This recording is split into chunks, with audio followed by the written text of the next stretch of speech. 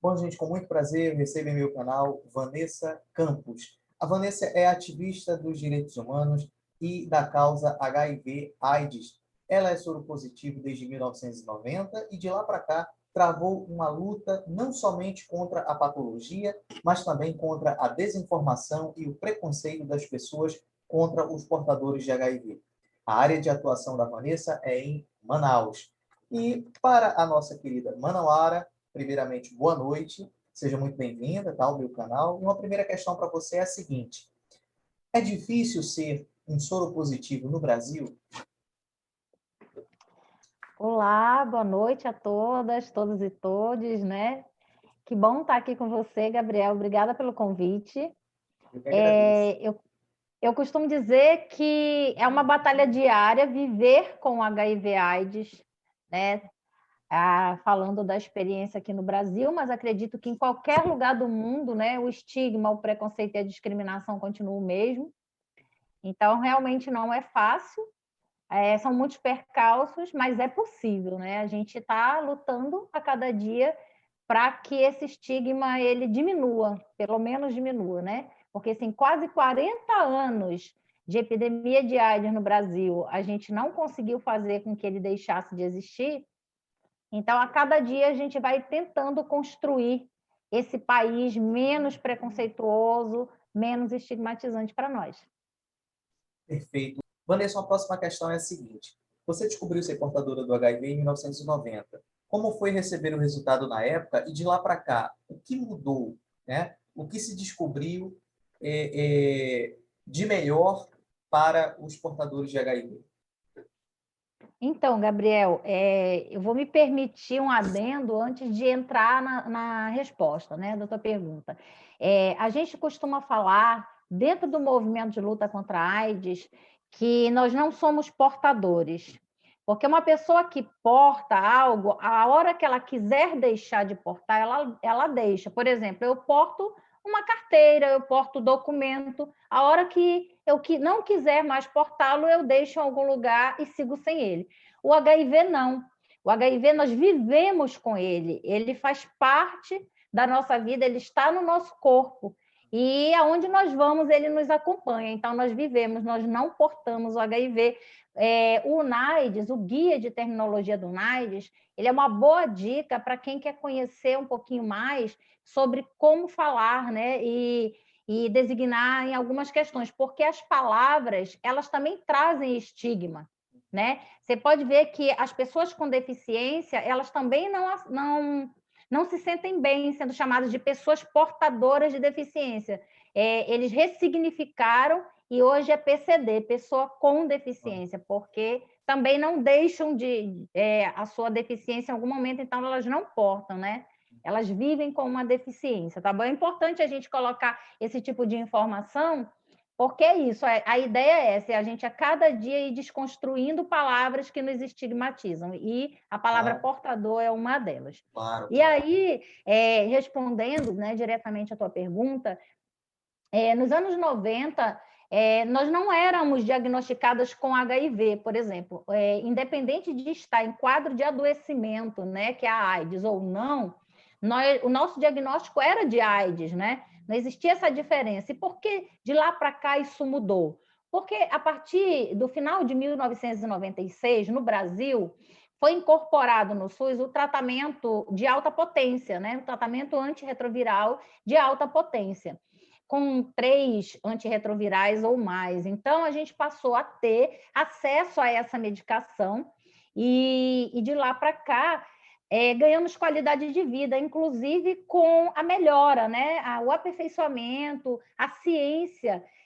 Foi um grande divisor de águas nessa questão da nossa vivência com HIV, porque a partir do momento que passamos a ter tratamento e no decorrer dos anos um tratamento melhor, mais aperfeiçoado na questão dos medicamentos, então a gente passou a ter mais qualidade de vida e chegamos ao ponto de ter um consenso científico, né, internacional, inclusive, e assumido pelo Ministério da Saúde a partir de 2018, do indetectável igual ao intransmissível, que é o I igual a I. Então, isso fez toda a diferença. O que isso significa na prática?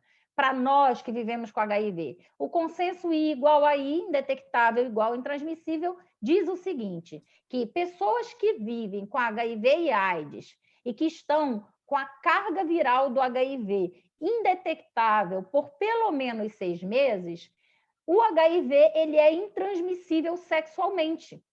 Então, isso fez toda a diferença na nossa vida, primeiro pela questão da qualidade de vida, né? Quando o HIV ele está indetectável, isso significa uma quantidade tão pouca no nosso organismo que a gente acaba ficando com a nossa CD4, que são as defesas do nosso organismo, aumentadas. Com menos vírus circulando no sangue, menos CD4 são destruídos por ele. Então, a nossa defesa aumenta e a quantidade de vírus no nosso organismo diminui, que se torna, né, o HIV intransmissível sexualmente.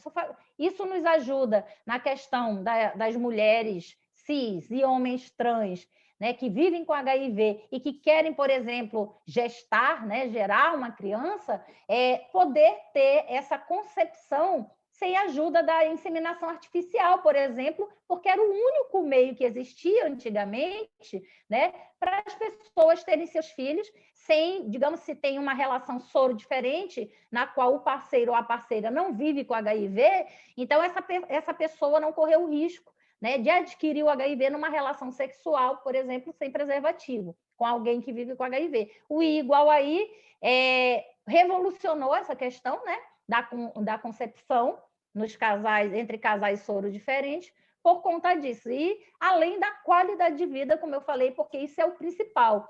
O I igual a I para nós, né, que vivemos com HIV, ele é qualidade de vida para nós. Ele é mais saúde, ele é um organismo com defesas mais íntegras, né, e nos permite a seguir em frente com os nossos planos, trabalhar, estudar, namorar, casar, né?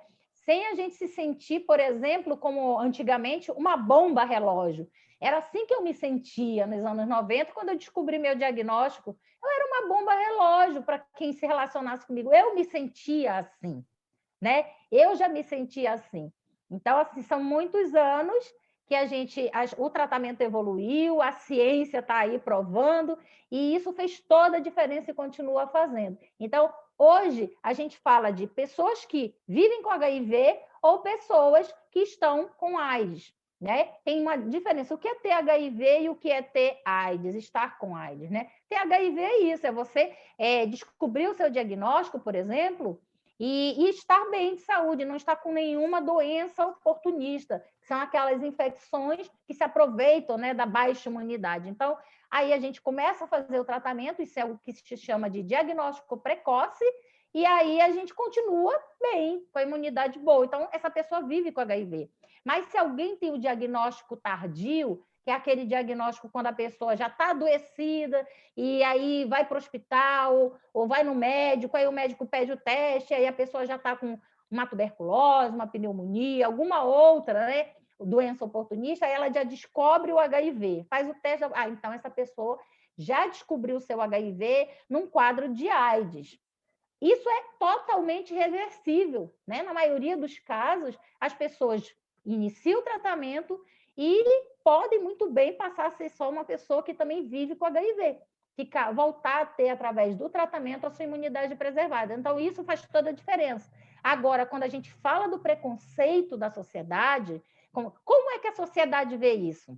Será que o indetectável igual ao intransmissível é uma notícia, é uma informação que é aberta na grande mídia, que as pessoas, a população em geral tem acesso? Não, infelizmente não, né? Poucas pessoas conhecem. E aí, então, é nisso que não faz muita diferença, porque, por exemplo, se a minha sorologia não fosse pública, e eu quisesse me relacionar com alguém e tal, e fosse conversar com essa pessoa e dizer, olha, eu vivo com HIV, a minha carga viral está indetectável, já ouviu falar de indetectável igual intransmissível? Muitas vezes, por conta do estigma e do preconceito, a pessoa nem acredita nisso. Ela diz, mas nunca ouvi falar disso, né? Será que isso é verdade? Então, assim, acaba que no dia a dia da gente, o I igual a I não faz muita diferença quando a gente vai se relacionar com alguém.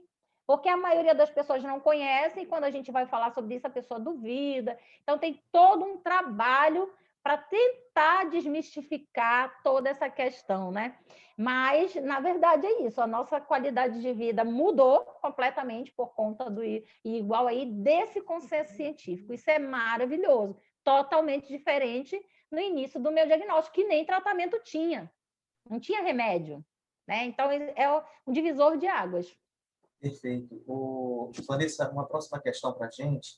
Eu costumo dizer que nem todas as pessoas, né, elas contraem o HIV do ato sexual desprotegido, né? Porque a gente tem que ver, por exemplo, quantas pessoas se contaminaram fazendo uma transfusão de sangue, que é um procedimento sério para salvar uma vida, e ali, por uma culpa do hospital, um erro, a pessoa acaba se infectando.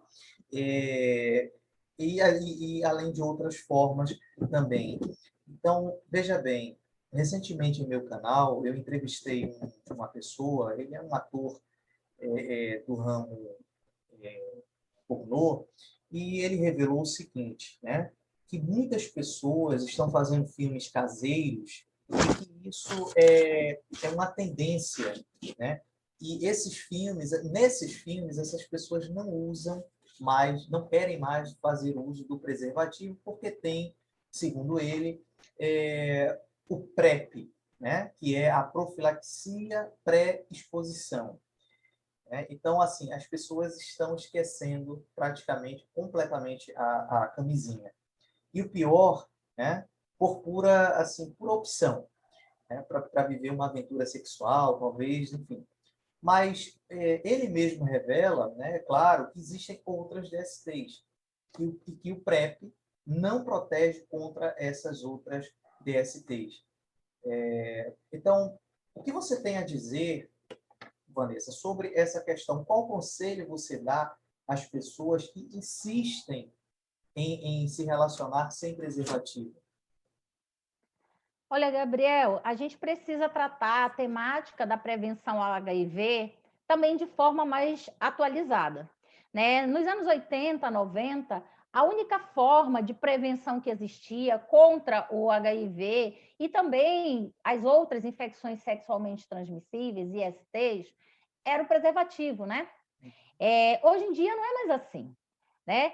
Há alguns anos nós temos o que se chama prevenção combinada ao HIV, por exemplo. A prevenção combinada ao HIV, ela engloba várias estratégias de prevenção, tipo assim, um cardápio de prevenção, e aí as pessoas, ao saber quais as estratégias que existem para prevenir o HIV, por exemplo, elas podem escolher como num self-service, né? Não, eu conheço essa estratégia, essa, o meu estilo de vida no momento, né? A vida sexual, isso aqui eu vou conseguir aderir, isso aqui também, então isso vai fazer sentido para mim no momento que eu estou vivendo. A prevenção combinada é isso. E aí, dentro da prevenção combinada, a gente tem a PrEP, que é a profilaxia pré-exposição ao HIV.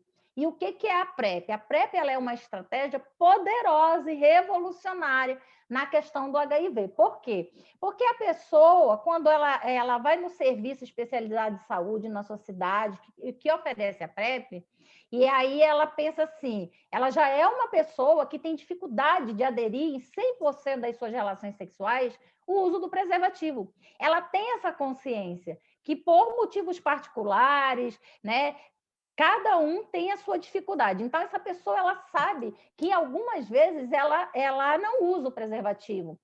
Então, ela não tem, ela tem a PrEP, ela não é obrigada a usar se prender somente ao preservativo, sabendo que tem a PrEP.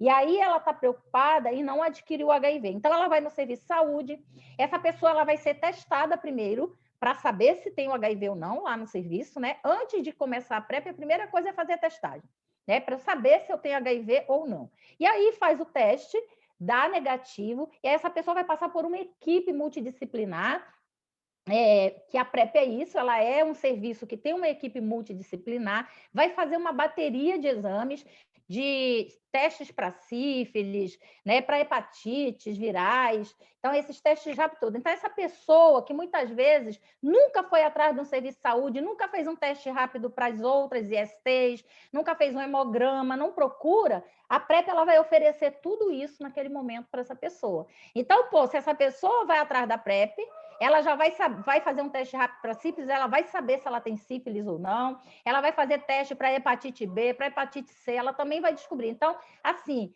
é uma estratégia poderosa, porque apesar de ser um comprimido por dia para evitar que a pessoa adquira o HIV, né, mas ela vai testar para outras ISTs, ela vai fazer um check-up. Então, o que acontece? Se essa pessoa decide que ela vai usar a PrEP, mas também vai usar o preservativo, é uma decisão dela. Agora, se ela decide que ela já não usa preservativo de jeito nenhum, mas pelo menos ela usando a PrEP, ela vai impedir de adquirir o HIV, maravilha para ela. E aí, os próprios estudos, né, aonde a PrEP foi inserida, mostra que houve uma queda enorme também do índice de outras IST para quem adquiriu, começou a usar a PrEP. Por quê? Porque essa pessoa passou a se testar mais, passou a fazer toda uma prevenção. Quando essa pessoa recebe os primeiros 30 dias de comprimido da PrEP, e aí, antes de acabar, ela volta no serviço, faz novamente toda essa bateria de exames, e aí, a partir daí, ela começa a receber por 3 meses, medicamento para 3 meses. Mas de 3 em 3 meses, essa pessoa vai voltar no serviço para fazer toda essa bateria de novo. Então, ela é uma prevenção, inclusive, também para as outras IST, porque a pessoa ela vai saber como está realmente a sua saúde. Ela não vai ser uma pessoa que vai ter uma interrogação em cima da saúde dela, ela vai saber. Né? E aí a gente não pode colocar a PrEP, dizer que quem abriu mão do preservativo está errado, porque quem já transava sem preservativo antes, não vai ser a PrEP que vai convencer essa pessoa, não, então eu não vou usar o preservativo, não. A PrEP geralmente é para quem já não consegue aderir ao preservativo mesmo também. Que bom quem consegue atrelar preservativo, PrEP, vacinação, testagem, ótimo. Quem não consegue, a gente não pode colocar essa obrigação e nem julgar ninguém, porque o que mais afasta as pessoas do serviço de saúde e da testagem para o HIV e para as outras IST é justamente esse dedo apontado julgando as pessoas, né? É isso que afasta. Então, a gente precisa se atualizar. Da mesma maneira que o tratamento para o HIV evoluiu muito, as pessoas precisam entender que prevenção ao HIV e às outras IST não é só camisinha. Pelo contrário, porque se realmente esse discurso somente focado no preservativo, que agora a gente tem o interno e o externo, que aí interno é o que se chama como camisinha feminina, né, preservativo feminino, e o externo é o que todo mundo conhece como preservativo masculino, a maioria nem sabe que existe esse preservativo interno, né? A maioria nem conhece, não sabe nem usar. Então, a gente não pode simplesmente reduzir a prevenção a preservativo, porque já tem outras opções, né? Por exemplo, o tratamento ele pode ser usado como uma tecnologia de prevenção. A gente chama de TCP, tratamento como prevenção. Eu vivo com HIV, estou com a minha carga viral indetectável há 15 anos. Os meus 2 ex-maridos, pais dos meus filhos, se relacionavam comigo sem preservativo. Tanto é que eu tive filhos com eles. Nenhum dos 2 adquiriu HIV. Entendeu? Por quê? Porque indetectável é igual a intransmissível. Muito antes do consenso do indetectável igual a intransmissível, eu tive minhas filhas, né? E já era vigente. A minha vivência já mostrou isso. Meus parceiros não adquiriram HIV. Então, eu vou ser julgada porque eu me relacionava com os meus maridos sem HIV, sem preservativo? É um direito meu. O direito reprodutivo das pessoas que vivem com HIV, ele é assegurado pela Constituição como para qualquer outra pessoa, né? Então, a gente precisa desmistificar a questão de que prevenção é só com preservativo. Existem outras formas combinadas de se prevenir, além da PEP, né? Que você falou da PrEP, profilaxia pré-exposição, mas nós temos a PEP, que é a profilaxia pós-exposição. O que é isso? A pessoa teve uma relação sexual com preservativo, o preservativo estourou. Ou não usou, ou não lembra se usou. Quantas pessoas vão para a balada, às vezes bebe um pouquinho a mais, e aí sabe que teve uma relação sexual naquela noite, mas não lembra se o preservativo foi usado ou não. Então, nós temos a PEP, que pode ser usada até 72 horas após aquela relação sexual de risco. A pessoa, dentro dessas 72 horas, procura o serviço de saúde da sociedade, né? Onde oferece a PEP, e aí ela faz uma consulta, né? Pode ser até de madrugada, porque a PEP ela é um serviço de emergência. Então, ela geralmente está em hospitais de referência das cidades. E aí a pessoa, eu tive uma relação agora, essa madrugada, e aí, eu acordo de manhã, aí eu não sei se eu transei com preservativo ou não, ou será que estourou a camisinha? Então, eu vou lá naquele hospital de referência, né, de tratamento, para o HIV e AIDS, e aí eu chego lá e digo, olha, eu tive uma relação sexual de risco, eu não sei se eu usei o preservativo, ou ele estourou, ou ele saiu, e eu estou com medo de ter me exposto ao HIV. Aí essa pessoa vai fazer um teste rápido, saber se ela tem HIV ou não, porque ela já pode ter HIV de outras relações e nunca ter se testado e não saber. E aí, se der negativo, ela vai usar 28 dias de uma combinação de antirretrovirais. E aí tem que tomar todo dia aquela medicação durante os 28 dias, sem falhar.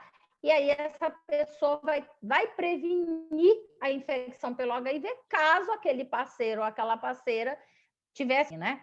Então, é isso. Então, isso também é uma estratégia de prevenção pouco falada. Perfeito. Vanessa, uma penúltima questão para a gente. Em 2019, o governo Bolsonaro quis cortar o benefício do INSS às pessoas que vivem com o HIV. Como quis também, né, barrar outros tipos de apoio, que chegou, né, e, inclusive, a acabar com o departamento de AIDS do SUS. Então, veja bem, Vanessa, como que você avalia esse retrocesso, né, promovido pelo atual governo? As pessoas que vivem com HIV e AIDS no país, na verdade, elas já vinham, desde 2016, sofrendo, governo Temer, já sofrendo com desaposentações, né, através do INSS. Então, essa manobra de desaposentar as pessoas que vivem com HIV e AIDS já vem desde o governo Temer e foi intensificado no governo Bolsonaro, né? Esse pente fino que eles chamam do INSS, ele foi intensificado no governo Bolsonaro. E isso foi uma estratégia de morte mesmo. A gente costuma dizer que esse atual governo, Bolsonaro, é uma necropolítica, ele trabalha em cima de uma política de morte, né? E a gente precisou realmente acionar a justiça e conseguiu, né, através de uma lei, em benefício dessas pessoas. Por quê? Porque a questão do HIV e da AIDS, imagina pessoas que já estavam mais de 20 anos aposentadas, né, por conta do diagnóstico, e aí, de repente, como é que essa pessoa vai voltar do dia para a noite para o mercado de trabalho? Tantos anos aposentada, né, por causa da patologia, mesmo com a carga viral indetectável e o CD4 bom, que são as nossas defesas, a questão da AIDS, ela não é somente a patologia, tem toda uma questão social, né, que estigmatiza e afasta as pessoas, tanto do mercado de trabalho, como das suas relações familiares. A maioria das pessoas não falam que vive com HIV, porque existe um estigma muito pesado sobre isso, né? Então, a avaliação ela não pode ser feita somente na questão da saúde física. Tem todo o contexto social que as pessoas que vivem com HIV e AIDS sofrem e também questões de saúde mental, porque como que pessoas que passam a sua vida inteira, muitas delas, escondendo e com medo que até alguém da família descubra, né, que ela vive com HIV, como é que essa pessoa, até dentro do próprio trabalho, no mercado, quem está no mercado de trabalho, vive uma tensão muito grande, com medo que descubram. Por quê? Porque essa pessoa ela precisa pedir licença para ir para a consulta médica, pedir licença para ir no serviço buscar sua medicação, né, uma vez por mês. Então, assim, uma hora o patrão começa a questionar, mas o que tanto tu vai no médico, né? O que tanto todo mês tu tem que sair para pede saída para isso, para aquilo, e a pessoa não pode nem levar uma declaração do serviço especializado, porque isso também levanta suspeitas. Então, assim, são muitas barreiras no dia a dia, e aí, de repente, essa pessoa que estava aposentada há tantos anos é desaposentada simplesmente porque considera só a sua estabilidade, né, imunológica por conta de uma boa adesão ao tratamento. Então, isso aí é um desserviço. E, na verdade, além de ser desumano, economicamente, é uma tremenda burrice. Como a gente costuma dizer, é um tiro no pé. Por quê? Porque se essa pessoa perde aquela verba que ela recebia, né, mensalmente pelo INSS, e ela não consegue se reinserir no mercado de trabalho por N motivos, até por estar muito tempo afastada, essa pessoa pode entrar numa depressão, numa questão de saúde mental grave e abandonar o seu tratamento. E aí é muito caro uma pessoa que, pela sua própria vida, né, colocando em risco sua própria vida por conta de uma estratégia de governo equivocada e de morte, mas essa pessoa, tu imagina ela dentro de uma UTI, por conta de doenças oportunistas, num leito de hospital, é muito mais caro para o governo, né, do que manter essa pessoa com o seu auxílio, com a sua aposentadoria, e essa pessoa sendo produtiva no seu dia a dia. Porque, por exemplo, muitas das pessoas que vivem com HIV/AIDS nesse país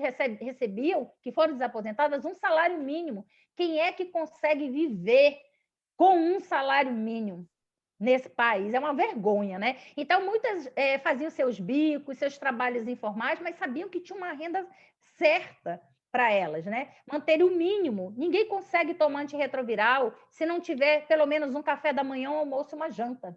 Começa por aí. E tirar o auxílio, um benefício de um salário, dois, que era da maioria das pessoas que foram desaposentadas, é vergonhoso, porque sem alimentação adequada, essa pessoa não consegue aderir ao tratamento. Então, assim, é muito burra essa política, porque ela só enxerga realmente o imediatismo de desaposentar pessoas, né, em extrema vulnerabilidade social, e aí isso não contribui em nada para aquele Brasil que era referência mundial no tratamento do HIV, né? Que era um modelo mundial. Nós perdemos essa referência, deixamos de ser por conta dessas estratégias já de alguns anos que vêm sendo colocadas, né, para afastar as pessoas dos seus direitos, as pessoas que vivem com HIV, e também ficamos para trás, inclusive, na incorporação de medicamentos antirretrovirais mais modernos. A última incorporação de medicamento mais atual que nós tivemos foi início de 2018, com o dolutegravir. Outros países já têm medicações muito melhores, né, com muito menos efeitos colaterais, e que o Brasil não incorpora mais, porque é necessário ter vontade política e visão realmente de saúde pública para acontecer isso. Então, nós da Rede Nacional de Pessoas Vivendo com HIV e AIDS, nós costumamos dizer que o governo Bolsonaro ele já veio dizendo como ele nos enxergava, como ele enxergava as pessoas vivendo com HIV e AIDS, né? Que nós éramos despesa para o país, né? Que o tratamento do HIV é despesa, e esse pessoal que leva a vida mundana não merecia que o Estado pagasse tratamento caro. Então, ele já dizia isso em 2010, antes de ser até candidato. Então, nós fizemos campanha contra Bolsonaro, porque nós sabíamos que ele ia desmerecer toda uma política de Estado, que a política de AIDS não é política do governo Bolsonaro, do governo Temer, do governo... política de Estado, que independente de quem esteja à frente da presidência do Brasil, tem que ter responsabilidade com a sociedade, né? E esse governo não teve nenhum compromisso com a política de AIDS. E deixou muito óbvio isso quando, logo que assumiu, extinguiu o departamento de IST, HIV/AIDS e hepatites virais, transformando numa coordenação sem a autonomia que um departamento tem e juntando com outras patologias, né? Então, foi um apagamento da política de AIDS no nosso país, que não foi surpresa para nós, mas realmente foi um grande golpe e continua sendo. Perfeito. Vanessa, uma última questão para a gente é a seguinte: olha só, a gente está vivendo a maior crise sanitária dos últimos tempos, graças ao Covid-19, né, uma pandemia mundial, e como que as pessoas, né, no caso, com a patologia do HIV/AIDS, estão lidando com a pandemia? Qual foi o momento mais difícil, né, de um soro positivo nessa verdadeira luta da ciência contra o negacionismo do atual governo? Porque eu imagino que o negacionismo do atual governo impactou também, né, a todos os soropositivos. Isso é fato. Então, como que você enxerga essa questão? Olha, a gente dialogou muito, né? Enquanto movimento de luta contra a AIDS, a RNP Brasil, da qual eu sou secretária, né, nacional de Informação e Comunicação da RNP Brasil, localmente aqui no Amazonas, como você falou, eu sou representante estadual dessa mesma rede, da RNP+, aqui no Amazonas, e a gente trabalhou muito essa questão com o departamento, né, o DCCI, que é esse novo departamento, que também trabalha a política de AIDS, dentre outras patologias, na questão de manter, por conta da gente se sentir vulnerabilizado, né, não poder estar circulando. Em várias cidades houve restrição, né, para não ter aglomerações, claro, vários, e a gente vivendo com HIV pensava, todo mês a gente ia para o serviço para pegar a nossa medicação. Como é que vai ficar isso, né? E aí a gente trabalhou essa questão da medicação com um departamento e eles garantiram, sim. Por 3 meses a gente começou a pegar, na maioria das cidades, né, onde tinha essa viabilidade de logística, entregar os nossos antirretrovirais para 3 meses. Então, em vez de a gente ir todo mês, passou aí de 3 em 3 meses. Em vários lugares acontece isso, dependendo do esquema. Alguns esquemas antirretrovirais mais restritos, as pessoas não conseguiram para 3 meses. Mas, enfim, isso nos ajudou muito a manter, né, esse resguardo de não estar circulando muito, até porque dentro de transporte público a gente sabe que não existe distanciamento social, né? Não tem como. Então, por exemplo, eu tive 3 Covids. Eu tive Covid em abril do ano passado, eu tive Covid em outubro do ano passado e fiquei internada em janeiro deste ano. E a minha segunda Covid para a primeira foram uma média de 3 meses de diferença entre a segunda e a terceira, e eu tive Covid grave na segunda e na terceira, comprometimento pulmonar, né? Então, assim, e eu sei que foi nessas idas e vindas para pegar medicamento, porque era contado. Eu sair de casa, pegar 2 ônibus, chegar no serviço, voltar para casa com mais 2 ônibus, uma semana depois eu já estava sentindo os sintomas. Então, assim, não era coincidência, né? E aí a gente se sente muito vulnerabilizado mesmo. Além disso, o auxílio emergencial foi fundamental para que aquelas pessoas que durante muitos anos a gente não consegue mais se aposentar, né? O INSS também levantou várias barreiras para aposentar as pessoas que vivem com HIV e AIDS, até auxílio-doença é muito difícil. Então, muitos de nós não conseguimos trabalhar formalmente, de carteira assinada. Então, as pessoas que vivem com HIV, que faziam trabalhos autônomos, informais, principalmente quem vendia alguma coisa na rua, por causa da pandemia, ficou sem renda. Além disso, ficou sem renda. E aí é muito difícil, como eu te falei, como é que vai tomar remédio todo dia se não tem o que comer todo dia, né? Complicado. Muitos moravam de aluguel, foram despejados, porque não tinham como pagar seu aluguel. Então, o auxílio emergencial, por exemplo, de R$ 600, fez muita diferença, ajudou muito, né? Sendo que agora o auxílio emergencial caiu para 150, 250, dependendo de cada família, e assim, muitos não conseguiram receber esse auxílio a partir de então. E aí isso nos vulnerabiliza demais e a fome, ela dói, né? Aqui no Amazonas, a gente está fazendo um trabalho em parceria com a AIDS Healthcare Foundation, que é a HF, recurso que vem dos Estados Unidos, porque o governo brasileiro não apoia a grande maioria das ONG AIDS, né? Porque isso foi pedra cantada também, que eles iam acabar com essa coisa de apoiar a ONG, né? Esse governo, e eles fazem isso. Então, a gente conseguiu uma parceria com a HF dos Estados Unidos, aqui no Amazonas e em algumas outras cidades brasileiras também, esse recurso emergencial que a HF fez, né, para HIV-Covid. E assim, aqui na RNP Amazonas, a gente está conseguindo, desde o ano passado, através dessa parceria, distribuir cestas básicas de alimento para os membros da nossa rede e também kits de higiene e limpeza e máscara de tecido. Nosso projeto é esse. Inclusive, esse ano ele foi renovado para 3 meses, né? Começamos a distribuir as cestas agora em abril, e maio e junho está garantido. Talvez a gente consiga uma renovação, vamos torcer, para mais 2 ou 3 meses. E é assim que as ONGs AIDS têm conseguido dar apoio para as pessoas que vivem com HIV e AIDS, que estão em extrema vulnerabilidade social, inclusive de saúde também. Que aqui os nossos beneficiados, eles, a grande maioria, a gente faz uma parceria com as assistentes sociais da Fundação de Medicina Tropical e elas nos dão o nome daquelas pessoas que estão num quadro de adoecimento e de vulnerabilidade financeira extrema. São essas pessoas que a gente atende.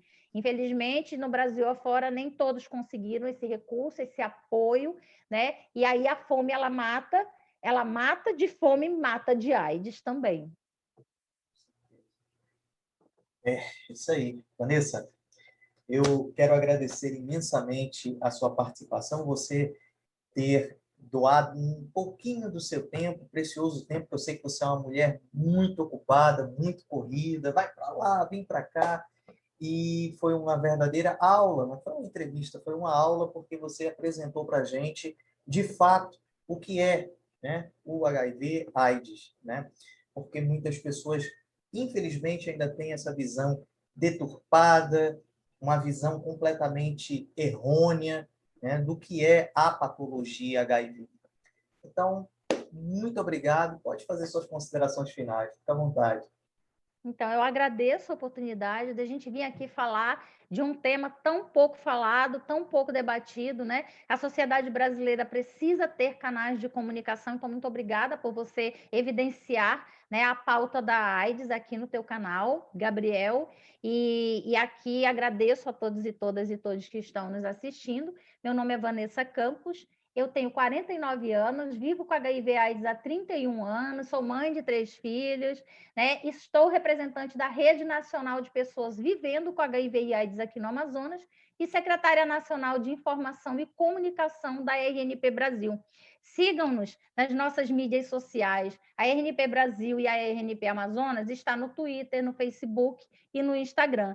A RNP Brasil também tem o seu site, www.rnpvha.org.br. No site da RNP Brasil você vai ter várias informações, tanto da política de AIDS, como informações a respeito do I igual a I, se você quiser saber mais. Todos os estudos científicos estão lá, nós temos uma matéria muito boa. Também as ações da RNP no Brasil, de norte a sul do Brasil, a gente sempre está atualizando no site. Então, eu convido você a seguir as nossas mídias sociais e acompanhar o nosso site. E eu também tenho a minha mídia social pessoal, que é a Soro Positiva. Facebook, Twitter e Instagram. Então, curtam e compartilhem da Soro Positiva, que são vivências minhas pessoais e uma visão muito pessoal que eu tenho acerca da pauta da AIDS, do feminismo e da saúde em geral no Brasil. Muitíssimo obrigada e um grande beijo. Perfeito. Bom, todos os endereços que a Vanessa passou, eu estarei disponibilizando aqui, tá? Para todos vocês.